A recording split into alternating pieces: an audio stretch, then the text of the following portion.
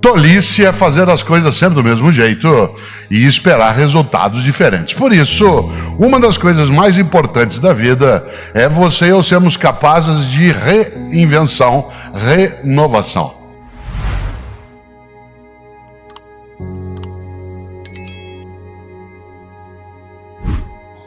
Eu gosto demais de lembrar algo que está exatamente nesse livro, Educação, Escola e Docência, que é a importância de nós, professoras e professores, não esquecemos de algo decisivo. Nós lidamos com história o tempo todo, com passado, presente e futuro. A historicidade, como a gente utiliza em filosofia, ela é inerente à nossa tarefa. Por exemplo, há uma frase que às vezes se diz na nossa área que é estranhíssima, quando algum colega diz, os alunos de hoje não são mais os mesmos. Que é uma coisa óbvia. Alguém que diz uma coisa dessa só está demonstrando um pouco de sanidade mental. Doença é alguém que sabe que os alunos não são mais os mesmos e continua dando aula do mesmo jeito que dava há 10 anos ou há 20. Afinal, há pessoas nesse auditório que começaram a dar aula com 16 anos de idade. E os teus alunos tinham 5. Aí você fez 20 anos de idade, eles tinham 5. Você fez 30 anos de idade, eles tinham 5. Você fez 50 anos de idade, eles tinham 5. Cada um e cada uma de nós no cotidiano toma contato com o que há de mais novo na vida, que são as novas gerações que para nós chegam. Por exemplo, eu esse ano completo 43 anos de magistério. Faz 43 anos esse ano que eu estou na atividade da docência. Será que eu já sei dar aula? Até certo ponto. Por exemplo, os alunos que entraram hoje na universidade, não estou falando daqueles que estão na educação básica, mas aqueles e aquelas que entraram na universidade esse ano, que são alunos e alunas de alguns de nós, aqueles que já estão no 2º mês de aula, na área de pedagogia, direito, comunicação, medicina, engenharia, psicologia. Que ano eles nasceram, que estão esse ano na faculdade? 98.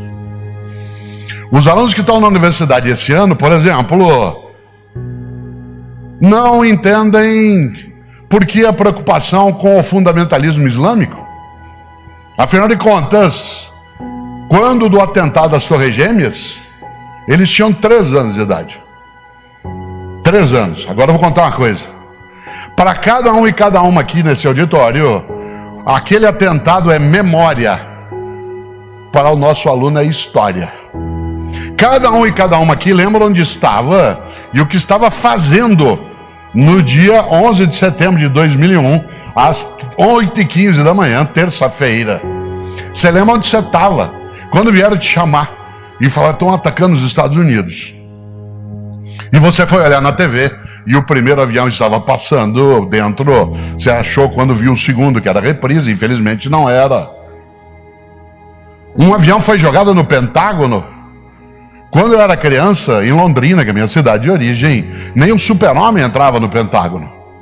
Agora até o Donald Trump anda. Cláudia, que morou em Washington, sabe o que significa a segurança em relação àquela estrutura. Já imaginou? Será que eu já sei dar aula? Meu aluno tem a ideia de fundamentalismo islâmico como história. Para você é memória. Ele tinha 3 anos. Olha que coisa interessante, ele não entende direito o debate feito nos Estados Unidos entre Hillary Clinton e o Donald Trump quanto à questão da imigração. Afinal de contas, esse menino ou menina que hoje está na tua rede de ensino e logo estará, por exemplo, no ensino superior, ele tem uma visão de uma sociedade mais aberta, uma sociedade onde você tem uma convivência que seja mais acolhedora, em que as fronteiras se derrubem um pouco. E, claro, será que eu já sei dar aula? Eu vim agora de São Paulo, que é a cidade onde moro, para cá, e ao vir pela Fernão Dias, imagine, para o meu aluno, Fernão Dias é alguém absolutamente distante. Dom Pedro, então, nem se fala. Embora ele seja mais novo que o Fernão Dias. Mas sabe o que é muito novo para os nossos alunos? Ayrton Senna. Quando ele entra na rodovia Ayrton Senna, para ele é mais ou menos como entrar na Carvalho Pinto.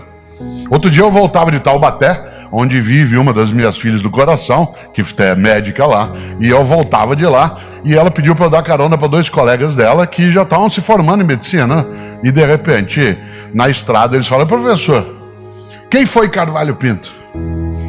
E aí eu disse: olha, foi um governador de São Paulo, foi um homem que disputou eleições, inclusive foi candidato ao Senado, né, em 1974, etc. E eles falaram: fala um pouco sobre Ayrton Senna. Na hora eu achei que era uma brincadeira. A questão é que quando eles nasceram, o Senna tinha morrido já fazia 3 anos. Claro, meu aluno não conhece, ele nem imagina, por exemplo, por que alguns de nós assistimos corrida de Fórmula 1? Uma coisa que ele diz: mas por que nós não temos tradição? Você fala: menino, você está maluco? Como que nós não temos tradição? Nós temos 2 tricampeões e um bicampeão. Mas faz tempo.